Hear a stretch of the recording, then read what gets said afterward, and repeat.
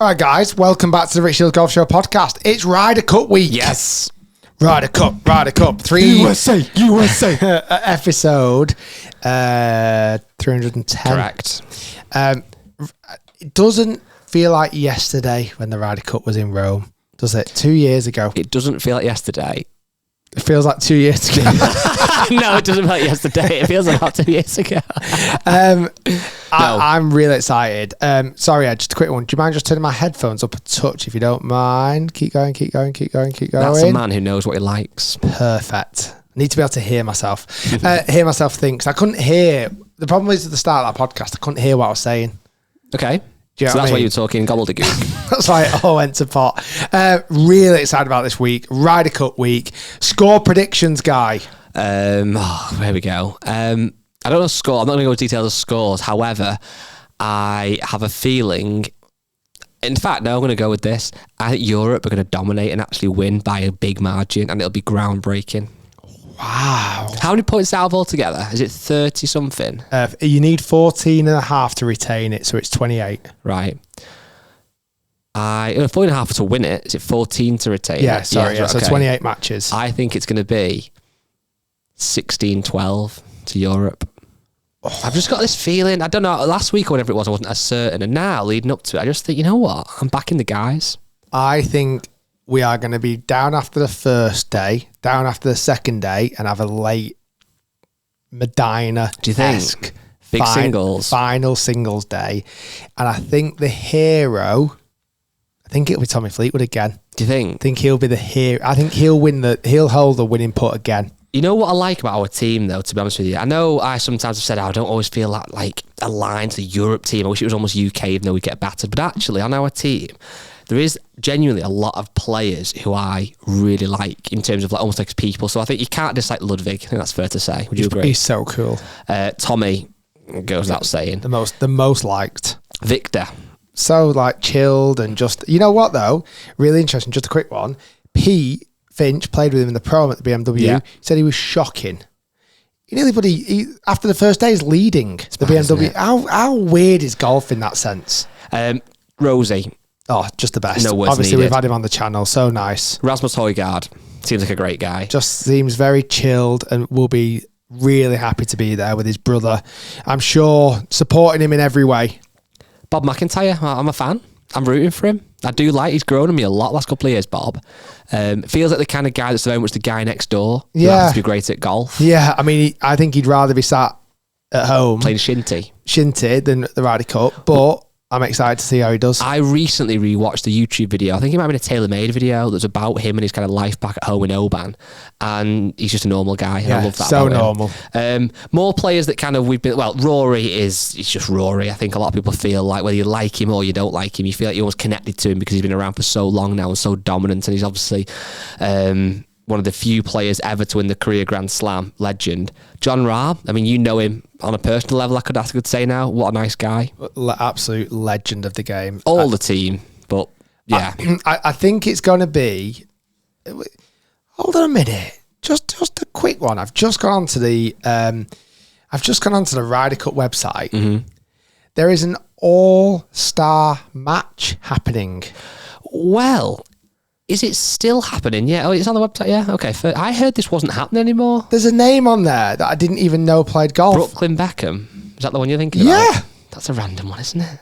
In this all-star match, you got Jose Andres, Brooklyn Peltz Beckham, Tom Felton, your friend of mine, Ollie Phelps, Yeah. Catherine Zeta-Jones, and a few others as well, versus Eli Manning, I know, from the US. NFL. I'm now struggling from the USA John team. McEnroe. You know John Oh, McEnroe. yeah, sorry, where is he? Oh, yeah, John McEnroe, yeah. What? Brooklyn Beckham plays golf. That is a rant. I did not know that. I think one that might be worth just a slight caveat. We are filming this a couple of days before it's going out live because you, Rick, next week are having a well-earned break away. So if anything randomly has changed in this weekend, well, let's just say, God forbid, Bob McIntyre's broke his toe. I was actually going to say Scott Scheffler. He broke his toe. And everyone say, well, why not referencing that? That is why. I'd be now worried if Scott Scheffler and Bob McIntyre do break their toes because I think the blame will be solely on us. Yeah. I wanted to go with toe because I think arm's a bit like quite sinister. Well, arm, you're definitely out, aren't you? You are. Toe, Speaking though, do you know what I mean? You might still play. You might still play. I think the good thing for us though is, speaking of, God forbid, if anybody in our team did break a toe, having somebody like Alex Noren to stand in would be one hell of a substitute. Is he first? Is he I think they said that like he's going to take his clubs with him and stuff. Why not? Well, off the back of he's won twice in a couple of weeks. Why not? He must be thinking he's so happy to be there as a vice captain, but also thinking I could score a few points here. Could have been on there, couldn't he? Yeah, could have been on. Exciting. Very much looking forward to it, and I don't want to look for necessarily like congratulations, etc. But the final of the Ryder Cup, the final day, the Sunday, is actually also a birthday. So wow. If anyone's listening and thinks, you know what, I'll send Guy a message on social media, say happy birthday when you win the Ryder Cup, feel free. I'll be there. 5 pints of Diet Coke Zero in. Whoa, thanks, mate. Nice one. Wow, what an exciting birthday plans. Yeah. I'm sure you have. Now, we said last week we were going to make this episode today, a little bit more about some of the best golf courses you and I have played. Now, a couple of weeks ago, I put a post on Instagram and Facebook, on the social media platforms. I've got a list of golf courses that I would love to play and film at, almost a bucket list golf course. And I put that out there as a bit of a dangling carrot to see if anybody from any of these golf courses, to be honest, reached out. And I got so many offers from these golf courses. So I think that's going to be something exciting moving into next year, ticking off some of these incredible golf courses and filming them for YouTube. However, it was slightly mixed up with people thinking that was actually my top 10 list of golf courses I've ever played, and it's different. I've got a top 10 list of golf courses I've actually played, and then a list of golf courses that I want to play and film on YouTube. Believe it or not, there's a couple of crossovers. Nice. There's a couple of golf courses that I have played at, but I've not filmed on YouTube, which I love to do. But today, the episode is going to be about favourite golf courses we've ever played. And I've done a top 10 list, and I believe you have too. I have as well, but let me give you my caveats to mine. I think I might do mine first, because mine aren't going to be as good as yours, then yours, because yours, that's why everyone's listening. But with mine, there's a caveat. I've not played loads globally. That's no secret. I have played in like Dubai with yourself and other countries. I played obviously the Ryder Cup course last year in Rome. I have kept mine exclusively to the UK, because again, I'm not that well travelled. I thought I'll keep it to the UK. I've also gone with a slight caveat to the nature of this. And what I mean by that is, some of these might shock you. My list isn't necessarily solely on the golf course. My list is done on, if you text me tonight and said, we are playing at X golf course tomorrow, I've almost ranked my excitement from 10 to 1. So there's loads of other great golf courses. For example, I'm going to say it now, Formby is not in this list, although it's an amazing golf course. Lytham St Anne's is not in this list. Because if you said we would play them tomorrow, I'd be like, yeah, great, but I wouldn't be excited. Okay, that's my caveat. Love that. Are you going to start off 10 to 1? Yeah, do you want me to do mine? Go for it. Ed's also producing this podcast, so he might have a thing to say about a couple of these, because some of them might shock you. In at number 10, again, full package. I'm talking about bit of food, bit of practice, bit of mooching about. Practice being the key word on this one. This is absolutely up your street. Yeah. The way you've compiled this list is a very Guy list. Correct. It's not flashy. It's not all bells and whistles. It's purely based on your perfect 10 golf courses that you've played. So tomorrow we'll go into this place first. You ready? Woburn. Now hear me out. I'm not offended. We're going short game practicing. We're then going to have a little picnic on the short game area. We're going to have a little sandwich and some hula hoops. Then we're going to go in the rain to Titleist Performance Centre, hitting balls, Pro V1 off amazing turf. Then we've got 3 golf courses to choose from and great food. That's where I'm at with number 10. Love it. And at number 9, it's one that is very close to our heart, Wallasey. It's just a nice place. Surprised you've not ranked it higher. There's rationale. It's a lovely place. The only reason it's not higher is I'm spoiled. We've been there quite a few times now. I've been there recently. Again, I'm thinking of the text in my head. You text me, we're playing Wallasey tomorrow. Yeah, I'm excited. But it's like, well, I've been there recently. All brings it down. I get it. I think the other thing that lets Wallasey down a little bit is it's not got that practice facility. Correct. And again, this is all encompassing. They've also changed the food recently to be a bit more fancy. I want burger and chips and cheese sandwiches. That's where it gets. You don't want a prawn cocktail sandwich, do you? I'm out. On rye bread. In at number 8, again, some people listening think this should be higher, I'm sure. Birkdale. Because it is a great golf course. It's a great golf course. There's a nice short game area. They do have nice food. I pride myself on my knowledge of what golf courses look like, and I'm really proud of this one today. My good friend John Beasley, you know as well, sent a picture into the group chat today and said, guess the hole and guess the course. Yeah. Within 2 minutes, 5th hole, Royal Birkdale. I knew it. And it was perfectly correct. Birkdale is one of the best linked golf courses in England. Full stop. No question asked. If not the best. I'm not currently drinking alcohol really, but if I was, they also sell Inch's cider on draft last time I was there. Yeah. So again, big shout. And it's interesting, Royal Birkdale, because it feels like it should be stuffy, but it's not. No. Is it? Good food. It's quite relaxed once you get in the clubhouse. And again, you've hit the nail on the head. By bringing clubhouse into it as well, I like being an open venue with a bit of like open memorabilia, a bit of like that history. I feel like I'm in somewhere that's surrounded by golf history. So that's why Birkdale's in there. Well, you have a tatty scorecard that's been used in one of the opens. You have. By the way, is my audio okay? It's great. It must be my headphones. You have that scorecard. You have the I'm sure there's Jordan Spieth's 2-iron when he knocked onto the driving range. You've got all that nice history. They've also redeveloped the golf course a little bit. In my opinion, they've made it a little bit better as well. So, yeah, I fully behind Royal Birkdale. What I'm conscious of now, though, is a lot of these golf courses are going to be ranked above Royal Birkdale. So people listening, probably sitting in the car, will be going, what on earth are you talking about? But again, this is my list. But you're not ranking it solely on golf course. Correct. In at number 7, then, your friend of mine, Joseph Cyril Banford, JCB. I mean, it's unquestionable. Golf, again, excitement levels. I'm thinking when we're going to JCB, can't wait for the 17th. That's what I'm thinking. I'm also thinking I can't wait for, what's the little stretch around the halfway hut? We've got the nice one with you hit. Is that 8? No, 8. So we've got 9. Well, 9's amazing. 9's amazing. 11, 12. But earlier than that, though. 7, down the hill? Yes. 7. Is it? What's the? I still think you mean 11. I think you mean 11. I do mean 11. Sorry, I do mean 11 and 12, 13. Yeah, I love all those holes. A great golf course, great halfway hut. Mark Addison. Mark Addison's great. Now the controversial one starts. I know. Can I guess where you're going? You can. I think because this is a constant. What number are you up to, by the way? Number 6 in my top 10 ever. I mean, this is going to ruffle some feathers. Yeah. My prediction is you're going to say Royal Belfry. You know me too well, Richard. Number 6 for me, and I can know already people probably listening thinking, what am I talking about? But the Belfry holes are played close to my heart for a number of reasons. And let me quickly elaborate before you judge me. It's just slightly weird how much you like the Belfry. I've got a rationale. When I was younger, quite young, my mum turned 50 and we went to the Belfry for her 50th birthday, and it was at that point the best golf resort I've ever been to. Now there's 3 golf courses, there was, I don't know if they've got rid of one. There's still 3. There's the Derby, the PJ, the Brabazon.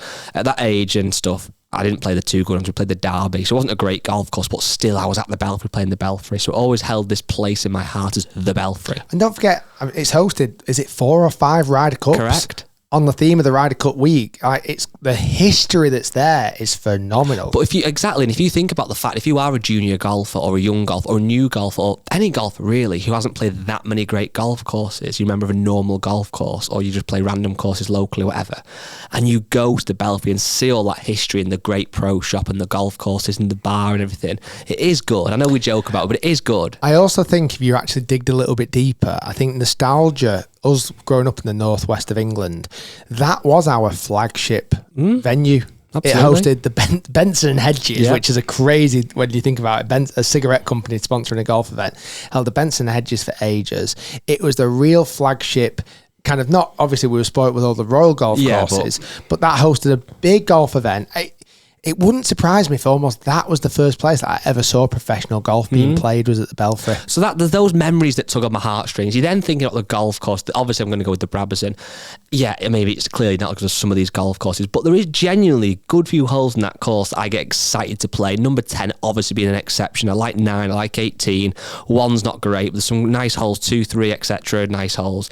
It's just got a lot of memories. We've obviously had an amazing staff do there on Christmas. There's lots of these memories. I love the Sam's Bar, the chicken tenders. They do obviously draft Coke Zero. I'm very excited to know.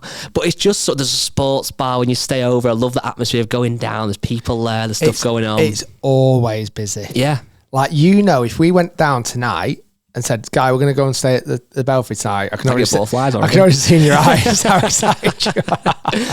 But like, it's always busy. There's always conferences going on. There's always just a buzz around the place. Right, that's great. I get that. I do understand that. Yeah, anyway, so that's in there. Now, a similar-ish ilk to the Belfry from again, emotional purposes. But in at number 5, might surprise you, might not. I'm going Archerfield, the Fidra course. Yeah. Archerfield for a whole package, clubhouse, food, 2 golf courses, amazing practice facilities, the lodges they have on site, the hotel, well, the kind of, what's it called? We said that time there was a big leak. Oh, what was it? The Manor House on site. It's just an amazing place. And again, it takes me back to when my old job at Nike used to go there a hell of a lot because they had a Nike Golf Performance Centre. It's just always filled me with that little bit of excitement, the drive in, something about it. Again, not the best golf course on the planet, but I'd be excited to be going there tomorrow. Number 4, this will shock you. And just a quick one, sorry, the Archerfield. You've had a long history with Archerfield as well. Obviously going up there a lot with Nike, so it was kind of almost a home away from home for you, wasn't it, for quite a while? And a little mic drop, I'll just say I played golf with Rory McIlroy at Archerfield as well. That helps. That helps. Yeah. Little mic drop. And at number 4, you're going to be so shocked at this, Rick. But again, I'm picturing this thing. I get the text off you. We're going to X tomorrow. Let me guess. You're not going to guess it, and you're going to be upset when I say it, but there's rationale behind it, which I hope you can buy into. Marriott Worsley Park. Let me think about this. You'll be shocked, because we went to this place and didn't really rate it. Muirfield? Yeah. Hear me out. Hear me out. We played Muirfield, the honourable company of Edinburgh golfers, and we came away and had an amazing day and said, what a day it was, what facilities in terms of the clubhouse, the history. But yet we both came away maybe naively saying the course was all right, but was it really that great considering some of the golf courses that I've played, never mind what you've played? However, what does take me back and make me want to go back to Muirfield is the incredible history. The lunch that you have there is just unbelievable. The clubhouse, everything about it is so special. But really, why I want to go back at some point and why it is so high on my list is everybody that knows golf properly and knows golf architecture, they say that the Muirfield is like nothing else. Now, on the top 100 golf courses, which we use a lot just to kind of get inspiration from, or I trust, it's a great website. For Britain and Ireland, they have got Muirfield at number 4, above some incredible golf courses. And did we play it blind? I don't know. That's what I'm talking about. I just don't quite get it. The only thing was we played it foursomes. We did. So alternate shots. We did. And obviously it's a different format. I can't even remember some of the holes. I know. And that's not like me.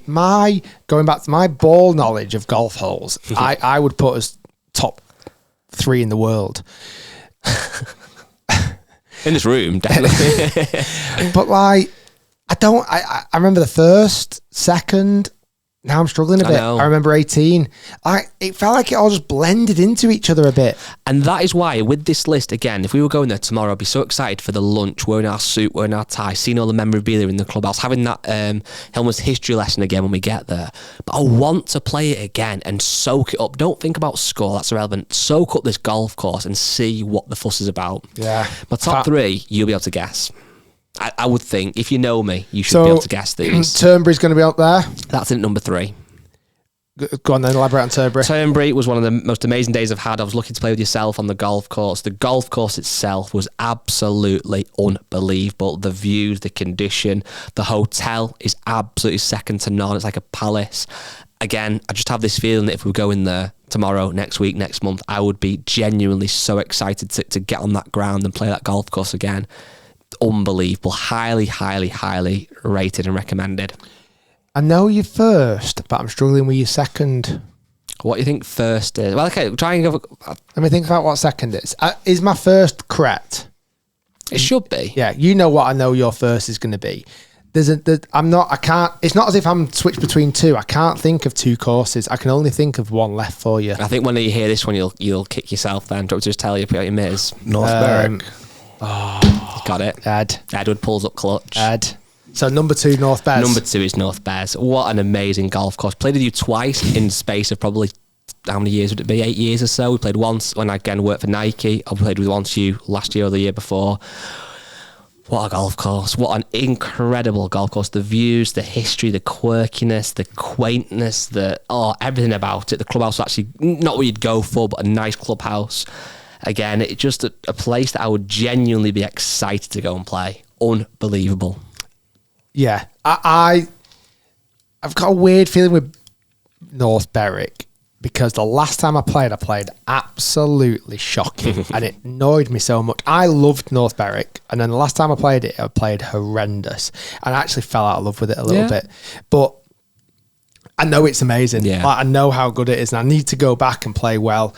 It was interesting that evening, Matt and Ed, after a mammoth day, those lads went out and played after, and you had this perfect sunset, didn't you, Ed? And it was just like the most incredible evening. It was so lush. It was the best. That was probably top 3 golfing experiences I've experienced. Yeah, and I think that course, when the sun's coming down and the shadows get long, you can really appreciate the contours and the undulations, which is just out of this world. This sounds quite deep, but also what I tried to do with these golf courses, and it's certainly the higher ranked ones of my 10, is think about golf courses that would do genuinely give you a feeling in your stomach. And that sounds, again, quite deep and a bit corny, but there is certain golf courses that do that to you, and that leads me nicely into my number 1. Goes without saying, you obviously knew it straight away. I'm sure you could have guessed this from the get-go. The old course at St Andrews. Now, hear me out, and I don't need to convince you. There's some holes at the old course where you kind of think, that's a bit weird, I'm not quite sure about that. But that aside, the whole thing from the first tee shot to walking up 18, the town itself, without even playing the golf course, is unbelievable. The Swilcan Bridge, the R&A Clubhouse, it's everything in one. Just creates an experience that I think hardcore golfers who've grown up around the sport like we all have in this room, it's almost a dream to play it. And I think I'm sure I never will be in this position, but for those people who play it a lot, that might wane a little bit. Some people say it doesn't do. The fact that I'm looking to play it, I think 2 or 3 times now, I might play it a few more times in my lifetime, I hope. But I don't.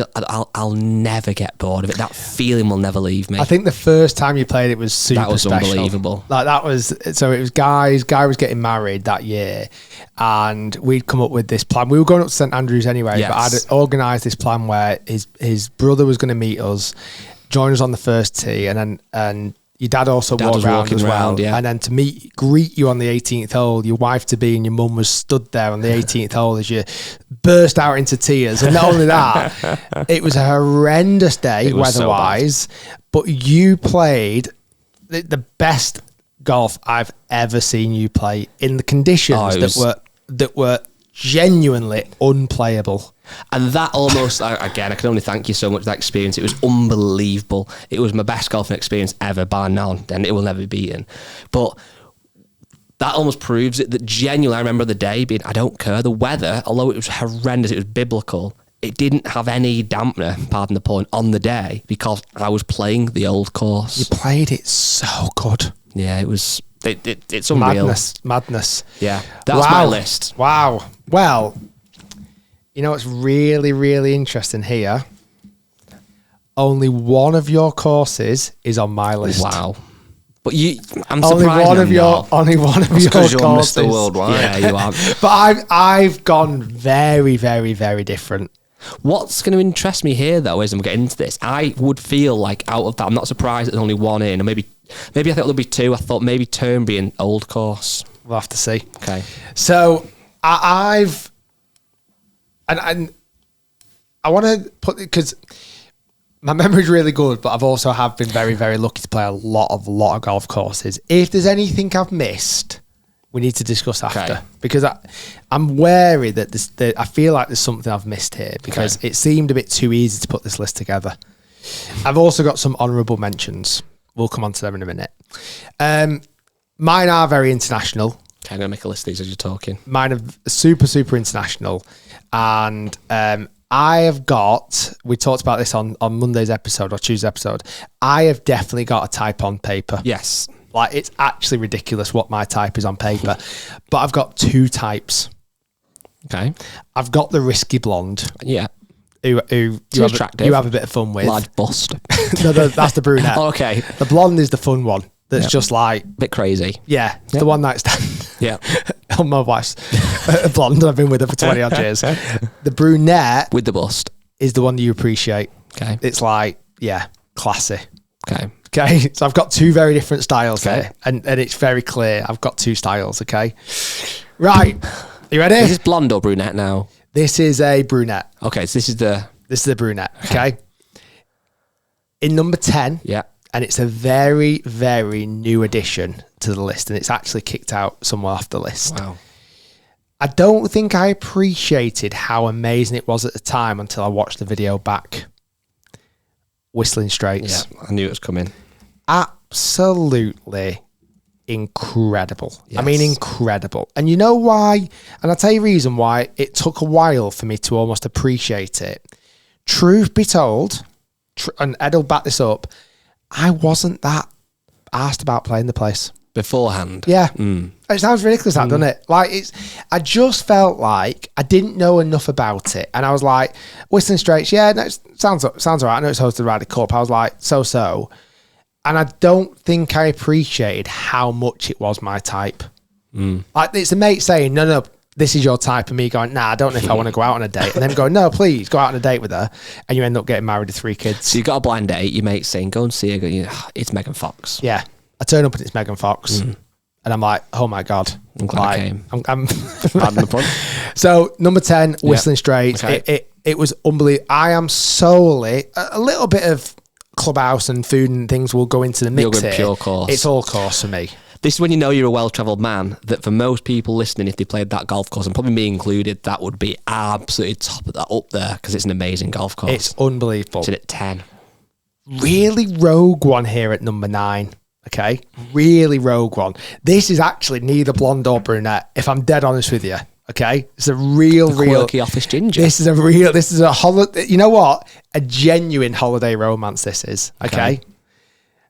When I went to Australia in 2013, 14, I think it was, we went up to a place called Hamilton Island.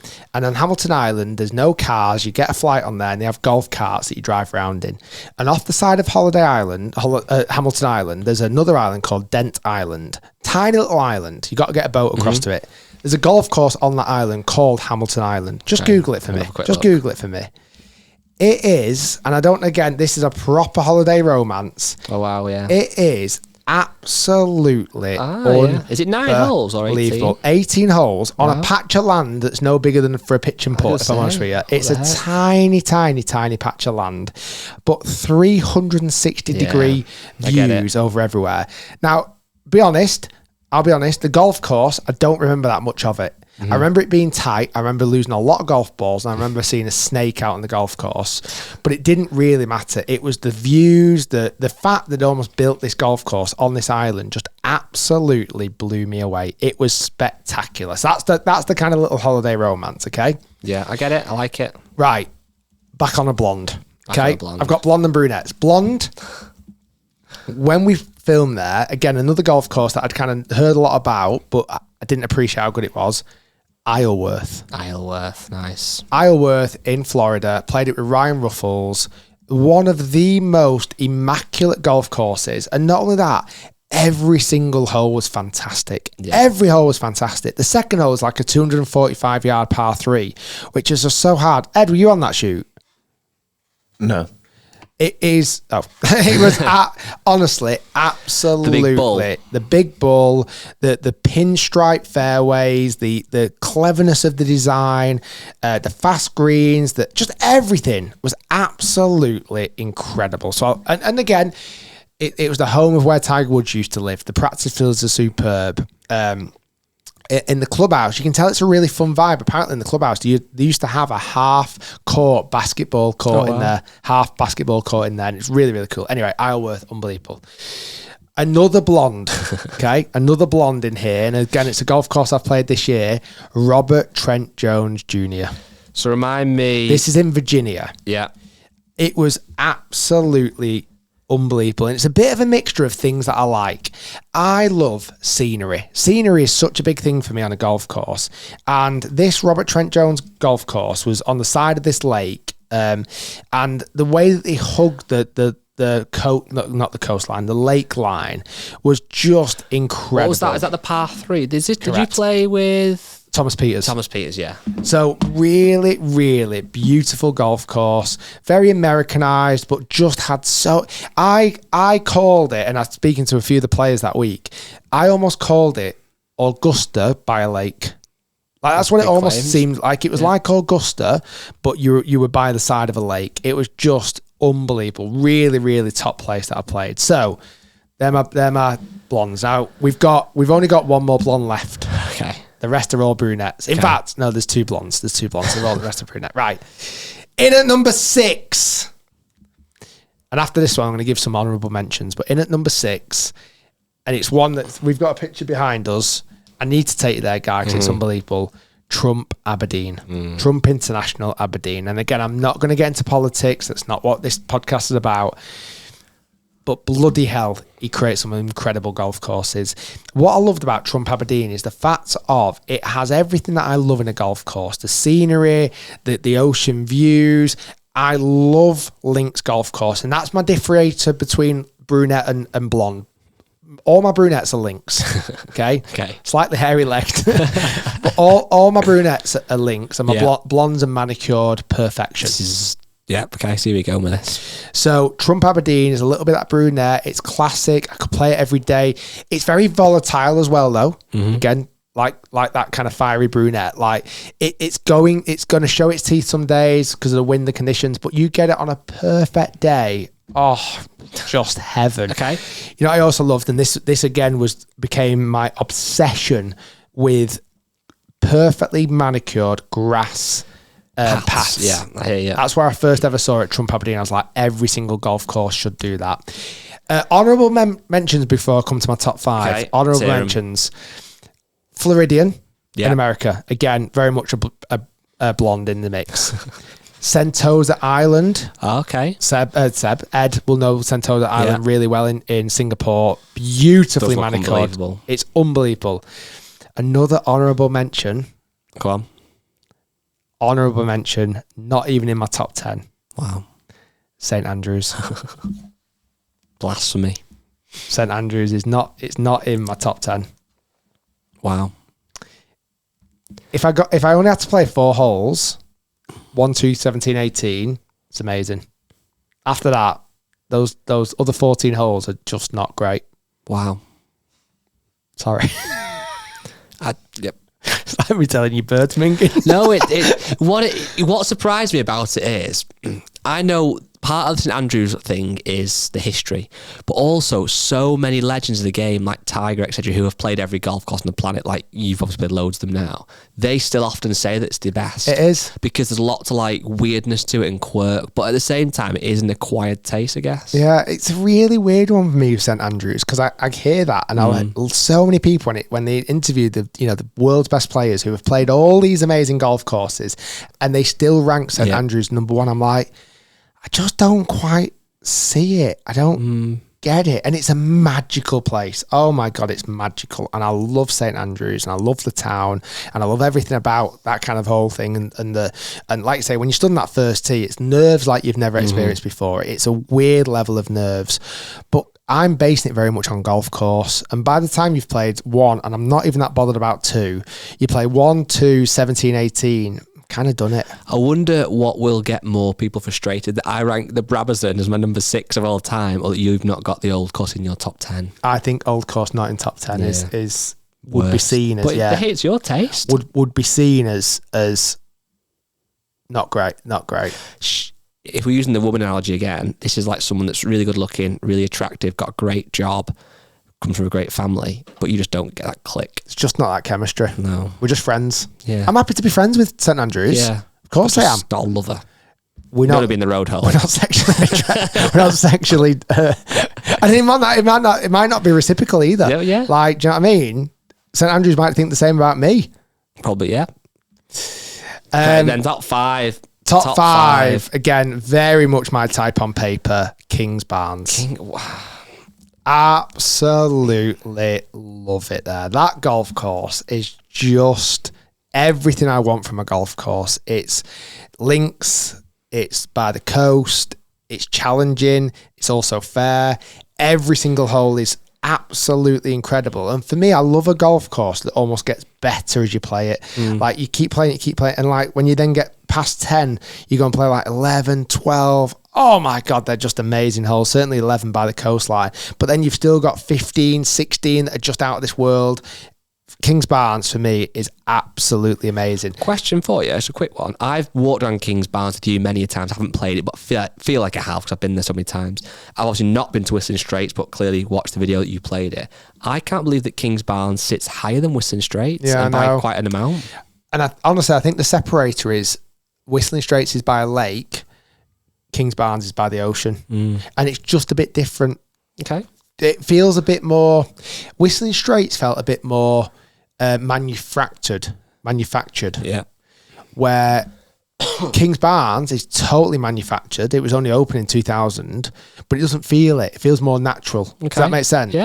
Similar to Trump Aberdeen. Like they're both man-made like fairly recently, but they don't feel it. Okay. Number 4. Another blonde. Okay. Another blonde on the list. TPC Sawgrass. Yeah, I hear you.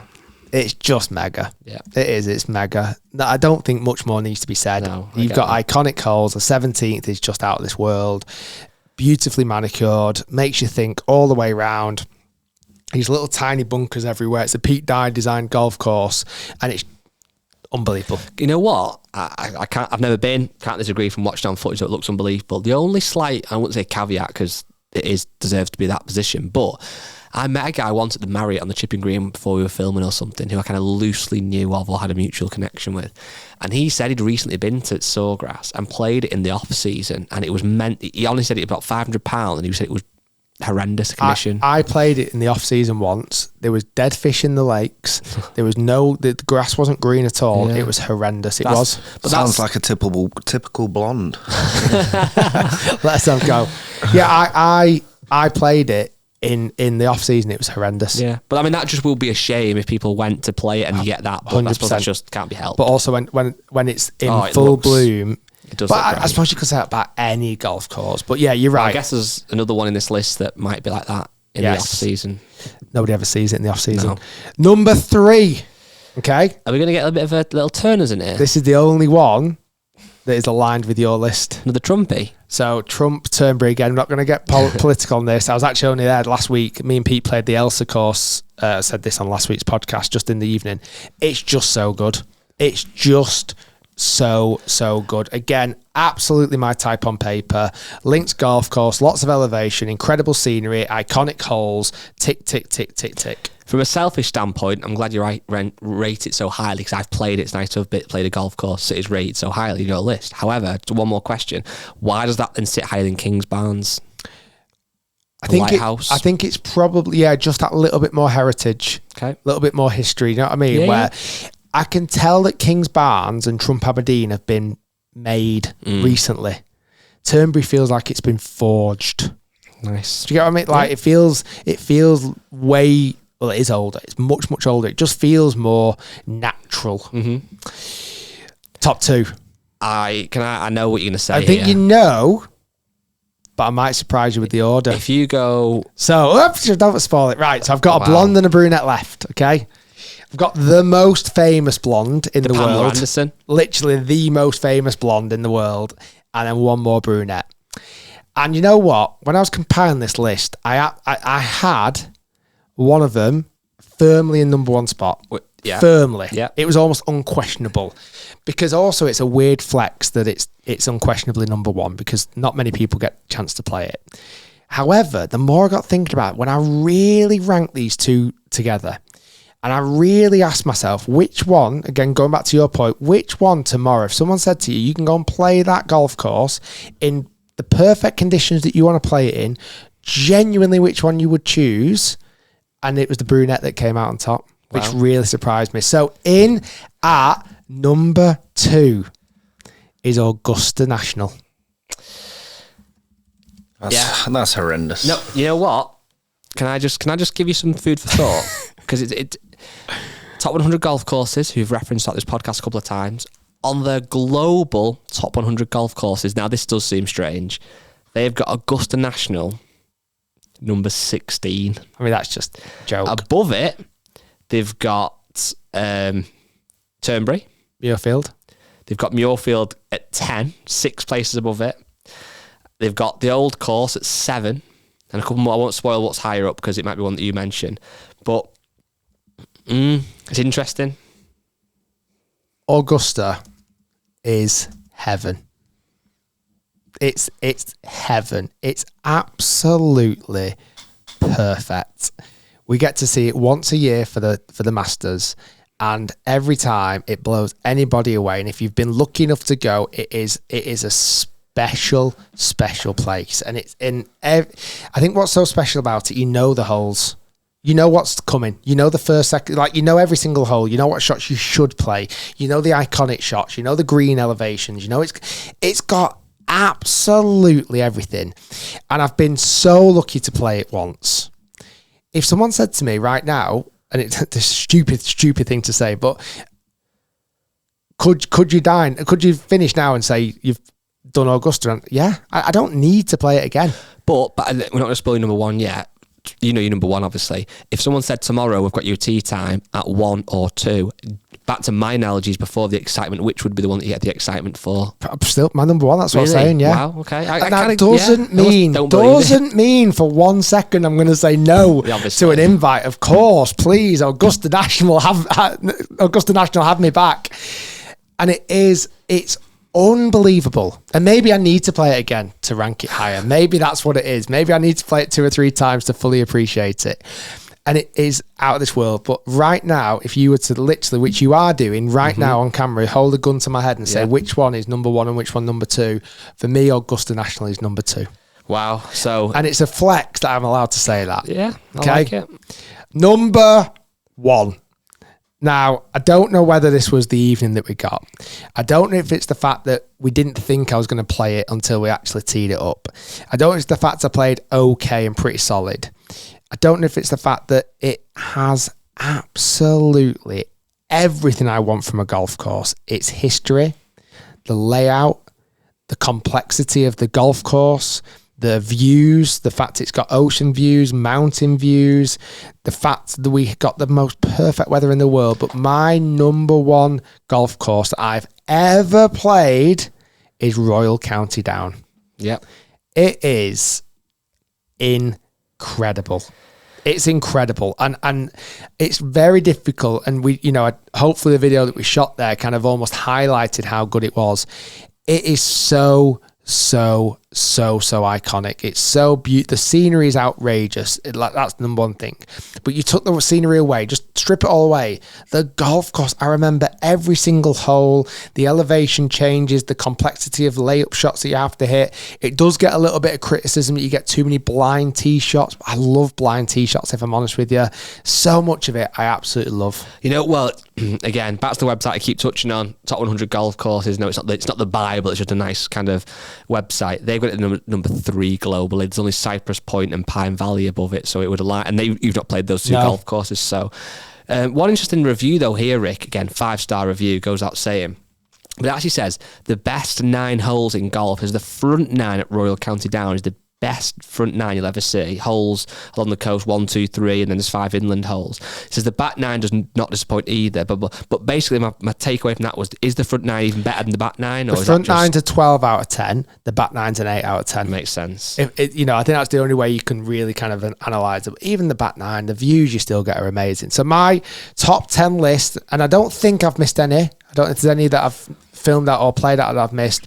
Number 10, Whistling Straits. Number 9, Hamilton Island. Number 8, Isleworth. Number 7, Robert Trent Jr. Number 6, Trump Aberdeen. Number 5, Kings Barnes. Number 4, TPC Sawgrass. Number 3, Trump Turnberry. Number 2, Augusta National. Number 1, Royal County Down. With honourable mentions going to Floridian, Sentosa Island, St Andrews. Yeah. Strong list. Very strong list. I've still got a lot to tick off. Like you say, Pine Valley, desperately want to play. Cypress Point, desperately want to play. In fact, let me just pull up the list very briefly on the ones that are on my bucket list. So my bucket list is I'd love to film at Augusta National, of course, because I think that'd be amazing.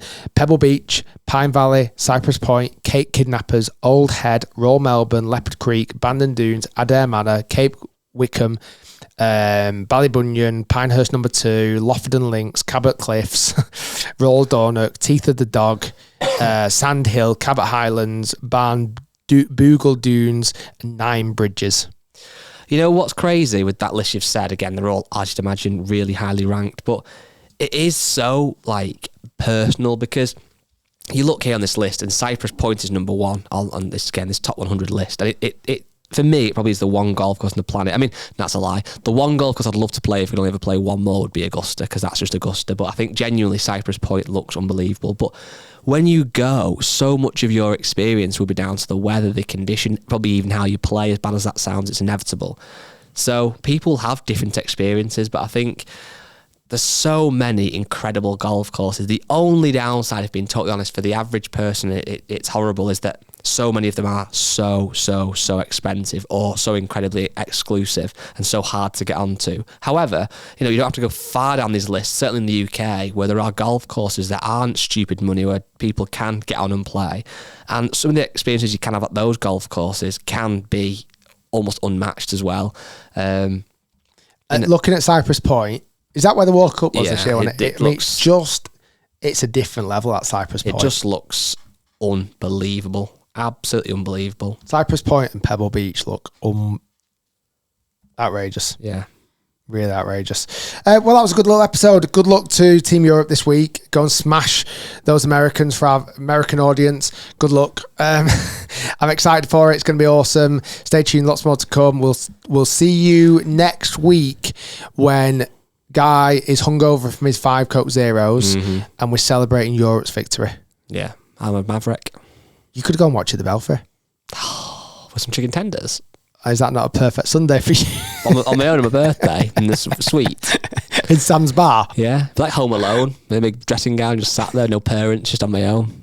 I like it. Guys, thanks for listening. Thanks for watching, and we'll see you next time. Bye.